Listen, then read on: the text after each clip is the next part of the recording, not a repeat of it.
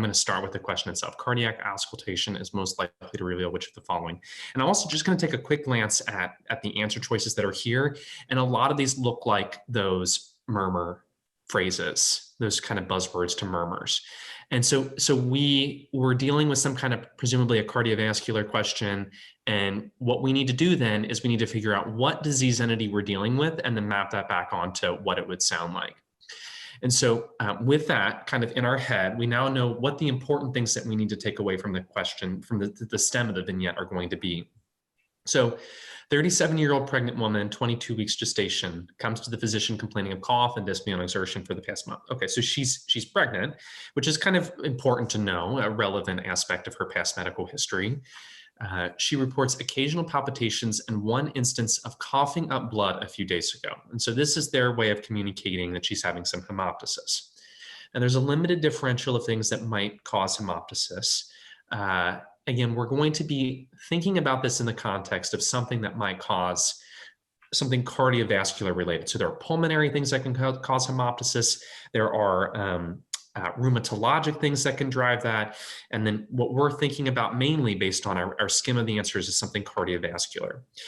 She's noticed progressively worsening shortness of breath over the last month, is now unable to sleep flat.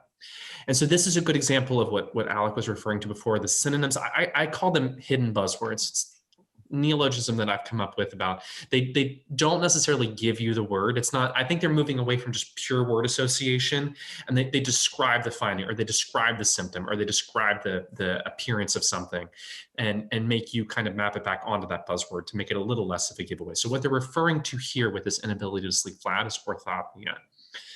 No fevers, chills, speed and production, runny nose or chest pain, no significant past medical history, pregnancy has been uncomplicated. Social history is unremarkable, moved to the US from Indonesia 15 years ago. So oftentimes what happens is when they give you these kind of ancillary details that they might not present in every single question, they're going one of two ways with it. They're either, more often than not, when they give you this information, they give it to you for a reason. Sometimes they get a little bit tricky and they lead you down red herrings with a family history to make you think about something else. But this is a little bit specific. When you're thinking about a patient who has immigrated to the US, then potentially some of the things that we might catch with our standardized vaccination schedules, newborn screening, treatment protocols for certain conditions might not be standardized across the world. And so that's something to keep in mind that you need to have on your radar, things that might be a little bit rarer in the US, but might be more common elsewhere. The patient is alert and in no acute distress. She's afebrile. She's normotensive. She's a little bit tachycardic, and her heart rate is irregularly irregular. When you hear irregularly irregular, that in of itself should kind of trigger. If anyone, I'm actually going to leave that out there. I'm going to have people, if you know what that might be referring to, drop that in the chat and we'll talk about it. Oh, great. People are so on it. They're already chiming in.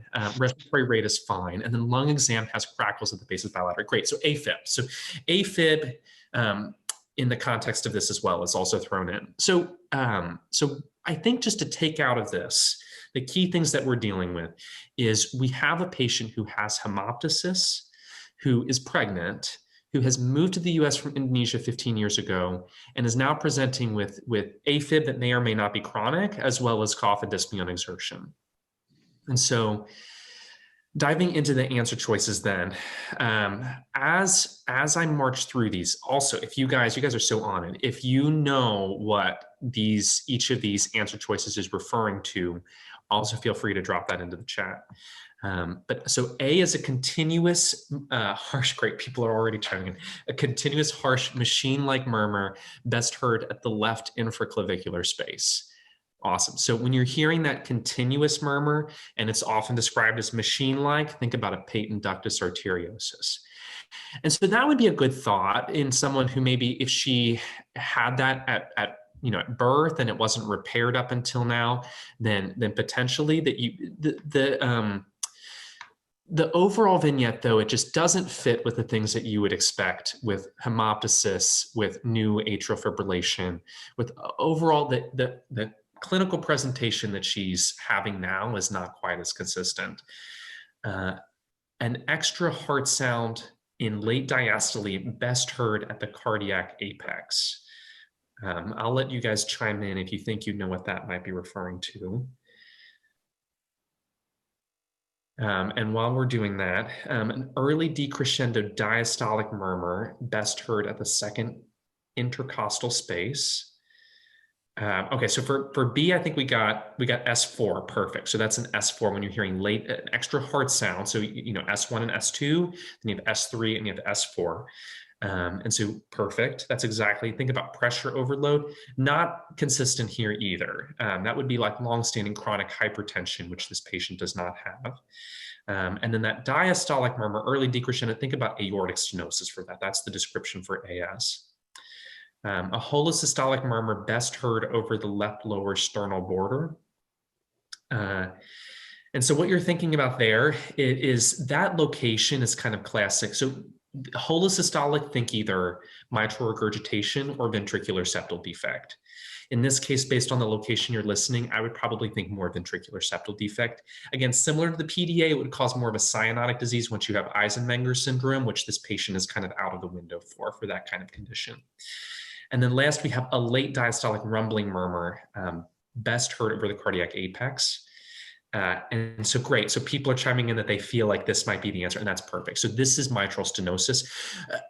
Taking a step back before we dive into that, you basically go through each of these answer choices, take these phrases and put them onto real diagnoses, and then map that back onto the vignette that you're dealing with about what corresponds to the condition the patient has. So hemoptysis, atrial fibrillation, her blood can't get through this stenotic aortic mitral valve. And so the left atrium dilates. Any kind of atrial dilation is going to predispose to these aberrant arrhythmias, like atrial fibrillation. And then you're going to back up into the lungs, and it causes hemoptysis as well. Pregnancy does not respond well to stenotic heart valves. Regurgitant, because it's a state of volume expansion, you actually do a little bit better with regurgitation than you do with stenosis, but stenosis is very hard for the physiologic adaptations that happen with pregnancy. It's hard for that to work in the setting of having a stenotic valve. And so that's kind of the approach. That's the way to think about it. Kind of go through each of the answer choices and figure it out from there. Alec, any other tips or tricks that you would use for a question like this? I love the idea of translating answer choices to the disease process that they're referring to. I think that is it's a wonderful way to help kind of, work your way forward from the stem and then backward from the answer choices to meet in the middle. And I think that, that's a very, very useful trick. Love it. Awesome.